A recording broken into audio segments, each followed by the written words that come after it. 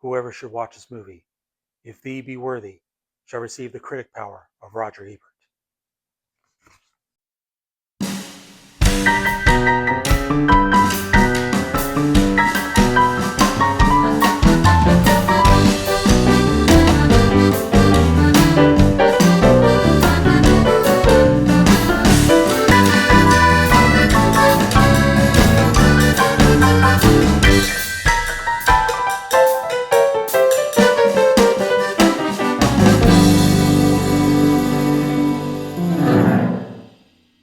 Hello, everyone. Welcome back to Kevin Reviews. And yes, I just finished watching uh, Thor from 2011. It seems like I'm worthy to review this. Maybe. Okay, sorry, that's stupid. That was silly. But in any case, yes, I did watch this film. This is by Paramount Pictures and Marvel Studios and Entertainment. It is directed by Kenneth Branagh, who you might know directed films like Murder on the Orient Express, the live-action remake of Cinderella, as well as the recent Oppenheimer. Um, this is written by Ashley E. Miller, Zack Stentz, and Don Payne. The cast includes Chris Hemsworth, Anthony Hopkins, Natalie Portman, Tom Hiddleston, Kat Dennings, Stellan Skarsgard, and Idris Elba. So before I go into it, I'm sorry about last week missing a review. Um, Things have been really hard for me so far. I mean, I've gotten through okay with some of the reviews, but I don't know. The longer I stay here, it's been very rough. I mean, recently it hasn't quite as much, but it still affects me um, overall. And I've also been having some physical issues that almost make certain things, like even sitting here, kind of difficult or hard to bear. And it's kind of painful. It's not something I'm really worried about necessarily, but it's still, well, maybe I'm lying there because I do think I'm a little bit worried about it. But yeah, I don't know. I think with the rest of this year, how it's going to be very iffy on whether or not I get my reviews out in time or not. So, I mean, bear with me. I mean, I will try my best to get back on schedule and to actually do some stuff here, but it's been really hard. 2026 has not been a great year for me. Um, I mean, granted, there's been worse years. I mean, the pandemic, but yeah, with my mom's passing, 2026 has not been a great year. But in any case, yes, I did see Thor in theaters, and I will admit, when I first heard about Thor in Marvel, I actually heard about Thor in the game Marvel's Ultimate Alliance, and I'm like, wonder why is Thor in this? I didn't know Thor was in Marvel. Was Thor a Marvel character? Was he even in Norse mythology? I don't know a ton about Norse mythology beforehand. But yeah, apparently he is from Norse mythology, and I'm not quite an expert on Norse mythology. I know certain basics, but yeah, I'm not an expert necessarily. But I do admire it. I mean, there are moments in the game Ultimate Alliance where I'm getting educated on certain details about Norse mythology, and I think another example is Assassin's Creed Valhalla. Granted, that's not seen as the great game, but it did open wonders to basically what Valhalla was like, or how Norse gods or Norse citizens interacted with each other. So I mean, I enjoy that kind of world. I'm just not fully versed in it, or I don't really pay too much attention. At the same time, wasn't. I thought Thor was kind of lazy, like they're just borrowing a character from from a material that already exists, rather than coming up with their own with like Spider-Man, Captain America, so on and so forth.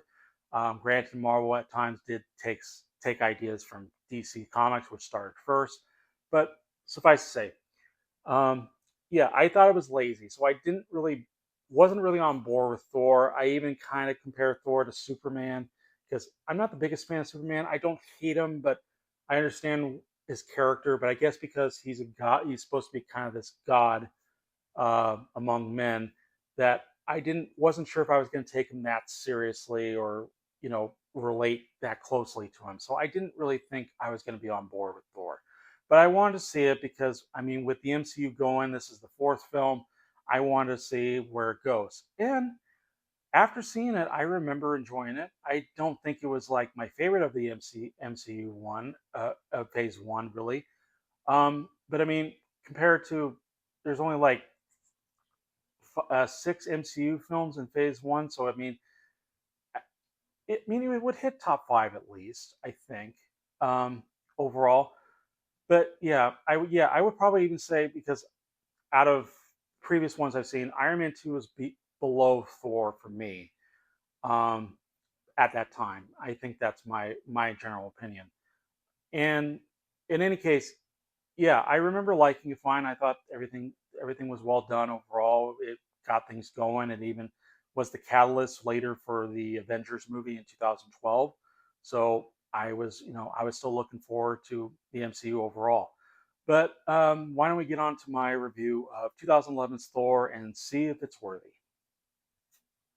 So the story in Thor is Thor, the god of thunder and son of Odin, played by Chris Hemsworth, is about to be crowned king of Asgard, by Odin himself. The Odin played by Anthony Hopkins. Unfortunately, the celebration was cut short due to the invasion of some frost giants trying to steal an item from the vault. This drives Thor mad to the point that he goes to Jotunheim, the place where the frost giants live, to basically find answers and even start kicking butt and kicking butt with his hammer Mjolnir. And unfortunately, he starts a war with the frost giants that Odin casts Thor out back into the world of on Earth. And I forget the name all of a sudden, so there it is. He go specifically New Mexico of the United States. So, and he comes across some scientists, astrophysicists, Jane Foster, played by Natalie Portman, Eric Selvig, her mentor, uh, played by Stellan Skarsgard, and Darcy Lewis, who is kind of the assistant, played by Kat Dennings.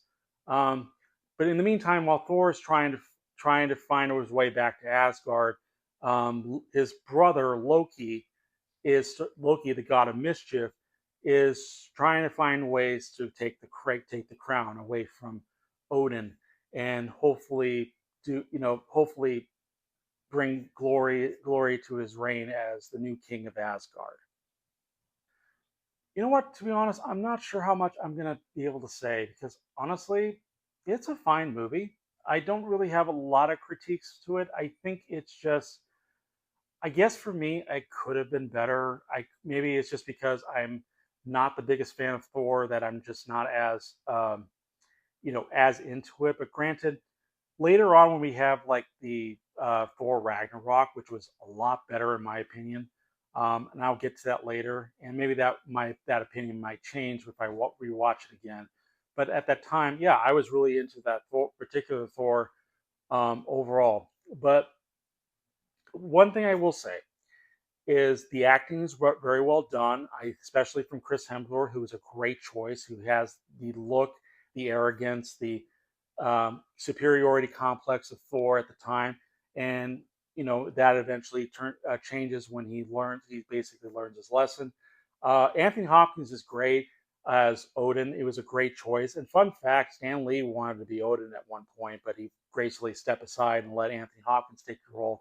And Anthony Hopkins does command a lot of presence compared to, and I guess it's not so much about the role he's playing. It's more like how he was seen nowadays in Hollywood, because he has a lot of movies under his name, with Silence of the Lambs and Thor. And he kind of reminds me a little bit like, oh, I can't remember his name, unfortunately, but he's the teacher in the Mask of Zorro who taught uh, Antonio Banderas to fight. And I kind of enjoy that. He's great as kind of this father figure or teacher, and he does a very good job. Though he does seem to at times mess up at certain points, but it seems like at the same time he kind of knows where things are going to go. Um, Tom Hiddleston's great. I mean, he really had to work on trying to like on body to make him look kind of like not as bulky or strong, just kind of mischievous and hungry for power. So he really had to do a lot to work with, and he did it very well. And he was a favorite later on down the road in the MCU. And later he gets his own TV show. Um, yeah. As for the human characters, Natalie Portman, I think, does fine. Granted, it's nothing like Padme in the prequel trilogy.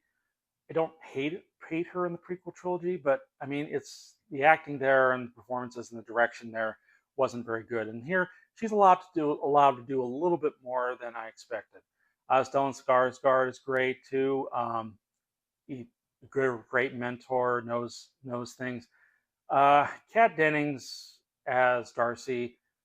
Oh, I mean, she has a couple moments. She has some good, a little bit good comedy. Otherwise, she doesn't do that much in the film, so she's just more as the comic relief. The other problem is we kind of have comic relief from other characters. Like we have Thor's friends. One of them, if I'm remembering correctly, who plays Sif. But there are three other male Asgardians that are, will follow Thor to the bitter end. And I like those characters. I just wish they were explored more because we don't really see them till, we've seen them mostly in the beginning, and then we see them at the end, like the climax of the film. There's not a lot of time, and I even think they could have also explored um, Thor and Thor and Lady Sif, because Lady Sif had feelings for Thor, and from what I understand, in the comics, and I think even in mythology, but I'm not 100% certain. But Lady Sif was jealous of Thor, did not understand why Thor had feelings for the human world, um, and especially for Jane Foster, because I guess we're seen as weak, basically. So, but yeah, I would have liked to explore that. I mean, they kind of hint at it a little bit, but not enough to really warrant, much. It isn't really warranted, or isn't really remembered as much to me. Um, but yeah, I kind of wish they were explored more. I forgot to mention Idris Elba. Idris Elba does a really good job. He has a really bass type voice. He does command a lot of authority. He seems to know what he's doing. He's very clever in what he does. So yeah, I do really like him. He definitely commands a lot of presence. He's not in the film for very long, but he has some great moments, and even one or two comedic bits. Um, the look of Asgard is phenomenal. I would even say it's up there with, say, the CG of Avatar. Maybe not. Maybe that's pushing it a little bit, but it is gorgeous. It's almost like Wizard of Oz, Emerald City gorgeous. If I want to make that kind of comparison, there's a lot of it mixing magic and science together is interesting. We get a little understanding of how the worlds work in terms of like the Bifrost Bridge, how they travel to different realms. So that's really cool. And there's even a moment in the film where Thor actually explains it relatively well, how the realms work in his world, um, and it's very interesting. The Once we get to New Mexico, there's not like a lot to there to really kind of be awe-inspiring necessarily, but it's still kind of fun. It's like, in a way, it's almost like it's I don't know how to explain it, but I mean it's fine for what it is. That I will say. Most of the CG does pretty hold up pretty well overall. Um, again, the environment, the atmosphere, it definitely helps. Um, Action's fine. Um, I'll probably go into a little bit of that later, but yeah, to be honest, yeah, like I said, I don't have a lot to say. I think this is most of all, for most part, this is a fine movie. What do I like about the film? It's not so much I don't like; it's more like I wished it was improved. There were some improvements, and granted, there's a lot because of this is the MCU. It's going to be improved later down the line. It's going to be explored more. I get it. I understand. But if I was solely looking at this as a solo film overall, with ignoring the other MCU film, other Thor films, the MCU films after, I would say I would have liked to have seen more of Thor and Loki's childhood because we get to a moment where some of the friends think Loki's is jealous of Thor, and I mean that's pretty obvious even from the trailer standpoint. I think, and but we don't really see that as a kid.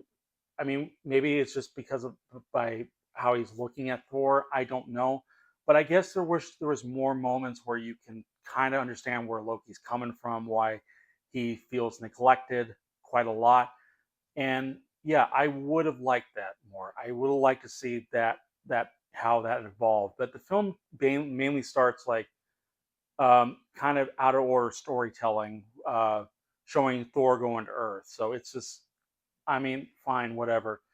So I wish there was kind of more to that. And the other thing is Jotunheim. When they get to Jotunheim, it's pretty dull and boring. Granted, it's supposed to be that way because it's a wasteland, but the main thing is that it's shot pretty dark. The lighting is not bright enough that you can see a ton of stuff to really kind of take in the world. It's kept pretty dark, and action's kind of there is good, but it's pretty fast paced. And it's hard to kind of keep track of things a little bit. And the frost giants look unique enough when it's just practical effects. When it's CG, it doesn't exactly really hold up entirely that well. And I'm guessing the reason why I think they put less focus on the frost giants overall, in so that the world of Asgard and later scenes would be more placed more of an importance on. And I guess they made it darker, so it made it look dark to basically hide some of the CGI that doesn't look great or doesn't look like it hold up.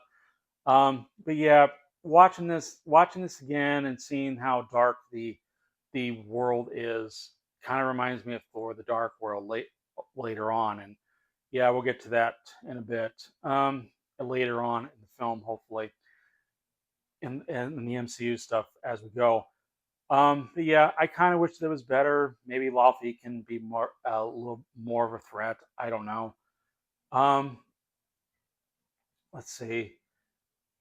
The I guess the other thing is comedy's not always that great sometimes. But I guess again, watching it by myself is um, it's not as funny. I think a lot of the comedy mostly comes from slapstick because Thor gets hit around pretty much. And granted, later on, Thor's kind of been more of the running joke. He gets hit a lot, so whatever. I shouldn't really complain that much. It's not a nitpick. I guess I would only say I wish Kat Dennings did more in the role other than just point out obvious moments and make some certain jokes like she doesn't understand. Like when Thor calls his hammer Mjolnir, all she all she kind of says is like Mjolnir, and yeah, okay, fine, funny because you don't understand it, but it's I don't think it's that funny anymore, not to me in any way. But if you like Kat Dennings, that's fine. I'm not going to complain too much. I haven't seen her in a lot of her work. There's also moments that's kind of weird because a lot of the humans in the war in this MCU, because there's a hammer in the desert of New Mexico, and yet it's weird because it looks like a hammer. I mean, and yet some of the citizens say it's a satellite, and I mean, granted, we don't totally understand, but look, it's a hammer. I'm pointing in the wrong direction. It's a hammer. You can tell it's a hammer. You can even see some of the inscriptions. It looks kind of Norse like. I don't know. It kind of baffles me they don't exactly know this. I mean, we like the Greek mythology. I'm sure we would know plenty of the Norse mythology. Um, but yeah, I kind of wish they were a little bit more smarter than that. But you know, maybe because we just want more comedic moments. The final thing I will say, and I'll try to be quick on this, is I wish the climax was better or was up to a degree. there's a moment in the game Ultimate Alliance where you actually do fight the destroyer that is sent by Loki to destroy Thor and whatnot. Um, but in the game, you can't destroy the destroyer. You have to destroy. Basically have to stop Loki because he's the one controlling it. The destroyer is supposed to be indestructible. Um, and I mean, I like the look of of the destroyer. It's fine. It's again, it's kind of resembling Iron Man a bit, and they do make a reference to that, by the way. But yeah, I kind of wish they did more because he was taken out pretty easily later in the film. He does, um, but yeah, I don't know. But to me, I would have liked it if the film, because the film is juggling three things. Because you're dealing with the destroyer, you're dealing with Loki, the main bad guy, and you're also dealing with, spoiler warning by the way, you're dealing with uh, Laufey, the frost giant who wants to kill Odin, and Loki plans that. So I would have, I don't know. To me, I kind of wish it was more about Thor trying to get back to Asgard to stop all these three things, and even the destroyer at one point actually goes back to Asgard to basically hunt down Thor because he's out of control or is so dead set on basically ending Thor's life. I would have liked that because then it happens to juggle these three things. Um, and granted, the with the way the story plays out, I think it wouldn't exactly work for in terms of Laufey because I mean Loki plays a key part in the film that does show his growth and to a degree, or shows how complex he can be or how manipulative he can be. But I don't know. I kind of wish the action was more up and more tense. Like say the destroyer was on the Bifrost bridge trying to take down Thor, or overall, and Thor's trying to find ways to destroy try and destroy it. So as well as other things in the film which I can't mention for spoiler reason. I mean, I already gave spoilers away, but yeah, like I said, I kind of just wish the action was upped a little bit more. Maybe have more relationship with, again, the friend her Thor's friends. That would have been useful. Maybe even develop the relationship a little bit more with Jane Foster. Maybe show like time frame, how they met and whatnot. But yeah, I get it. Story, you gotta kind of take things what you can get. But I guess I would have liked a little bit more of that. I hope I'm making sense here. But overall, I think it's fun enough. I think I would give this film, I'm juggling between 3 and 3.5. I will say 3.5. I still think it's pretty good. It's not one of my favorite. It's probably low in like top five in terms of phase one. But I mean, I think it's fine. I think it's up. It's a better than maybe the Incredible Hulk, or it's around the same level as Hulk. It's in the same tier list as Hulk, and I don't remember the tier list, so I'll likely show it on here. And yeah, I think it's on the same level. So I put Thor in with the Incredible Hulk, but above the Incredible Hulk, because I think in a way Thor is better than the Incredible Hulk, to a degree. So yeah, those are my thoughts. I hope I was worthy to review this. And again, I'm sorry if I don't know, with everything that I've been got going on. I'll try to do better, but there's a lot I'm dealing with, and I don't know. I really hope 2027 comes so I can hopefully get through all this and maybe do better reviews because this has not been easy for me. But in any case, what are your thoughts on Thor 2011? Leave in the comments below. Did you think I was worthy even to review this film, or you can say I was unworthy by giving me a thumbs down? That's totally fine too. But give me your thoughts on the 2011's Thor, and yeah, I will see you guys in the next review.